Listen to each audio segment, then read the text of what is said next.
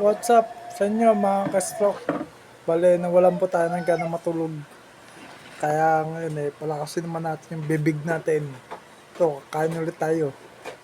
Kaya sa inyo mga ka-stroke, palakasin nyo po ang isip nyo. Wala pong tutulong sa atin kundi sarili lang natin. Tulad ko, malala po ako. Kung malalaman nyo lang. Tinaningan na ako sa ospital. Sinabihan na yung kamag-anak ko na may taning na. Wala na talaga. Blinded na. Pinalakas ko lang yung isip ko. Pinalakas ko lang yung utak ko. Kaya awa ng Diyos na buhay pa tayo. At naka-recover tayo.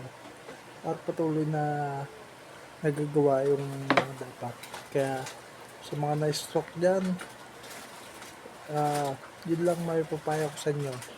Isipin po natin na maraming nagmamahal sa atin. Tulad ko na masama ang lagay.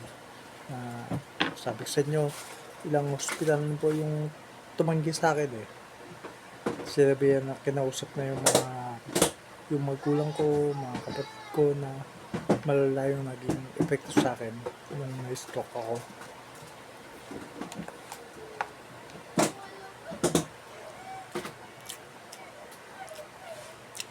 Kaya po, mapapayo sa inyo mga ka-stroke. Palakasin nyo po ang isip nyo. Ganun po ang unang-una ko Noong una ko talaga, hindi talaga ako mga unang buhat ko. Hindi talaga ako nakabangon.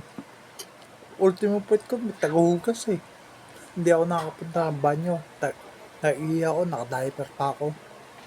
Wala to, hindi nagana ang buong katawan ko. Sabi ko pagkalabas ko ng hospital, may katulog po ako na sa lahat na nakinis pa sa akin.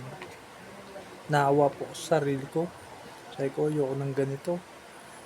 Kahit na hindi gumagalaw yung part ng katawan ko, tagos sabi sa kanila, gumagalaw na.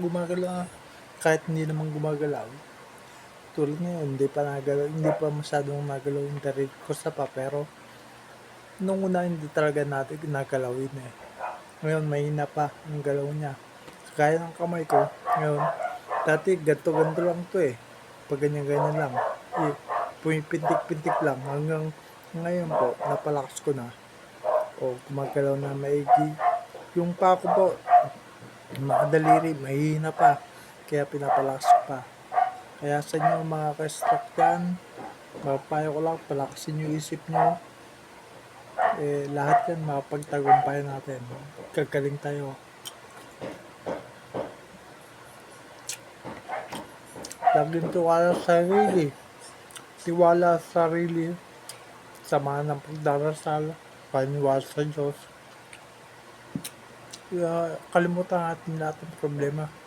Kaya problema sa atin.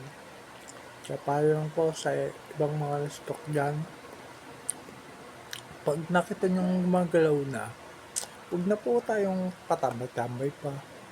Yung tipong wala tayong isipin kundi masaya na contento na tayong ganyan lang buhay. Hindi po. Kasi may mga kilala kong ganyan na imbis na magpalakas, nakukuha pa tumambay. Sa buong buhay nila tumatambay. Kaya para sa akin, against po ako dun. Kaya po sa mga ka-stroke, payo ko lang po sa inyo, palakasin nyo po ang pag-iisip nyo. Isipin nyo pong magagawa natin, makakaya natin lahat. Yun po para sa atin din naman. Payo ko lang sa inyo, manalangin tayo, lagi natin sabihin sa sarili natin, kaya natin yan. Yun lang po, guys. Salamat. Kain po tayo.